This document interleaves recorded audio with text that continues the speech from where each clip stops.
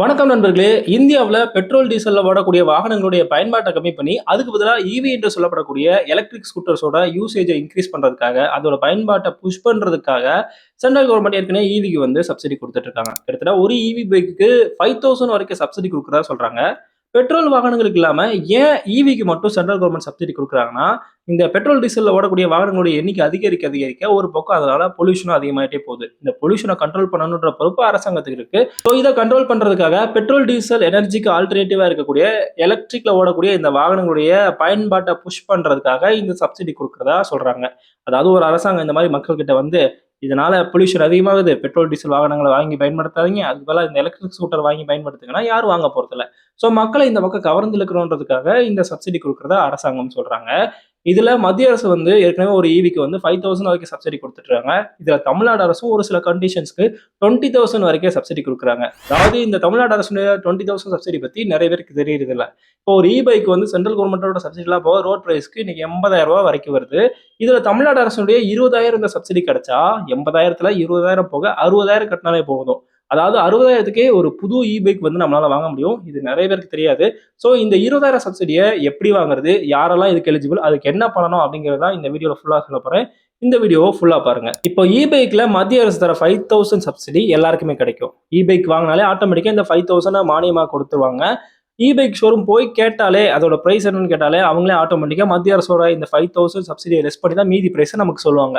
ஆனா தமிழ்நாடு அரசு தர இந்த 20,000 மானியம் எல்லாருக்குமே கிடைக்காது. அதுக்கு சில கண்டிஷன்ஸ் இருக்கு. அதாவது இந்த 20,000 சப்சிடிய யாருக்கெல்லாம் குடுக்குறாங்கன்னா, இன்டர்நெட் பேஸ் பண்ணி டெலிவரி ஒர்க் பார்த்துட்டு இருக்க, அதாவது பைக்ல டெலிவரி ஒர்க் பார்த்துட்டு இருக்க கிக் ஒர்க்கர்ஸ்க்கு குடுத்துட்டு இருக்காங்க. அதாவது டெலிவரி ஒர்க் பண்றவங்கன்னா, சில கொரியர் கம்பெனியும் வந்து சில எம்ப்ளாயீஸ் வந்து மாசத்துக்கு இதுக்குன்னே ஹையர் பண்ணி, அவங்களுக்கு மாச சம்பளம் போட்டு பைக்கும் குடுத்து டெலிவரி பண்ண வைப்பாங்க. மாச சம்பளம் குடுத்தாலே அவங்க வந்து அந்த கம்பெனி கீழ ஒர்க் பண்றவங்க தான். இதே இது சில ஹோட்டல்ஸும் பண்றாங்க. சில டெலிவரி பண்றதுக்காகவே அவங்களே ஸ்டாஃப் ஹையர் பண்ணி அவங்கள வச்சு டெலிவரி ஒர்க் பார்த்துட்டு இருப்பாங்க. இவங்க யாருமே கிக் ஒர்க்கரா வரமாட்டாங்க. கிக் ஒர்க்கர்னா என்னன்னா, அவங்க அந்த கம்பெனி கீழ வரமாட்டாங்க. அவங்களுக்கு மாச சம்பளம் கிடையாது. அவங்க வந்து ஒரு வேலை பார்த்தாங்கன்னா, அதுக்குரிய காசு மட்டும் பண்ணுவாங்க.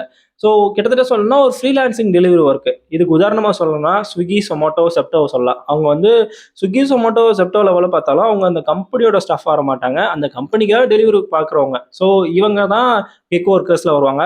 இவங்களுக்கு தான் இந்த 20,000 சப்சிடி வந்து எலிஜிபிள் சொல்லியிருக்காங்க. இதுல ராபிடோ வந்து வருமான்னு கேட்டா, ராபிடோவும் கிட்டத்தட்ட கிக் ஒர்க்கிங் தான். ஏன்னா வந்து அவங்க வந்து ராபிடோ கம்பெனி கீழ வரமாட்டாங்க. ராபிடோ கம்பெனிக்காக தான் அவங்க ஒர்க் பண்றாங்க. பட் இதுல டெலிவரின்ற டெர்ம் அவங்க யூஸ் பண்ணியிருக்காங்க. ஸோ அதனால இவங்க இதுல எலிஜிபிளா வருவாங்களான்றத இன்னும் தெளிவுபடுத்தல. அதுவும் இல்லாம ராபிடோ ஓட்டுறதுலயே சில சட்ட சிக்கல் இருக்கு. அது என்ன சட்ட சிக்கல்ன்றத முன்னாடி ஒரு வீடியோல சொல்லியிருப்பேன். அதுல போய் பாருங்க. இப்போதைக்கு இப்ப இருக்க நிலவரப்படி பார்த்தீங்கன்னா, Swiggy, Zomato, Zepto ஓட்டக்கூடிய நபர்கள் வந்து இந்த 20,000 பைக் மானியம் வாங்குறதுக்கு எலிஜிபிள் அப்படின்றத சொல்லியிருக்காங்க. எல்லாம் சரி. இந்த 20,000 சப்சிடி எப்படி வாங்குறது? ரொம்ப சிம்பிள். எங்கேயும் அலைய தேவையில்ல. சொல்றேன் கேளுங்க. அதாவது Swiggy, Zomato, Zepto ஓட்டக்கூடிய நபர்கள் ஒரு வகையில அரசாங்கத்தோட பார்வையில அவங்களும் அமைப்பு சாரா தொழிலாளர்கள் தான். அமைப்பு சாரா தொழிலாளர்கள்னா, தினம் கூலிக்கு போற, தினமும் சம்பளம் வாங்கக்கூடிய தொழிலாளர்கள் எல்லாருமே வந்து அமைப்பு சாரா தொழிலாளர்கள், அன்ஆர்கனைஸ்டு ஒர்க்கர்ஸ் சொல்லுவாங்க. ஸோ இவங்களும் அந்த கேட்டகரியில வர்றதுனால, அமைப்பு சாரா தொழிலாளர்களுக்காகவே தமிழ்நாடு அரசு, தமிழ்நாடு அமைப்பு சாரா தொழிலாளர் நல வாரியம்னு ஒண்ணு வச்சிருக்காங்க. ஸோ இந்த அமைப்போட வெப்சைட்ல போய் நீங்க ஆன்லைன்லயே ஸ்கூட்டருக்கான இந்த 20,000 சப்சிடிய வாங்கிக்க முடியும். இதுல அப்ளை பண்றதுக்கு சில ப்ரொசீஜர் இருக்கு. நீங்க இந்த லிங்க்ல போய் அப்ளை பண்ணி ஸ்கூட்டர் வாங்குறதுக்கு, முதல்ல அப்ளை பண்றதுக்கு நீங்க உங்கள தமிழ்நாடு அரசு அமைப்பு சாரா தொழிலாளர் நல வாரியத்தோட உறுப்பினரா பதிவு செஞ்சிருக்கணும். இது ரொம்ப நல்லதுங்க.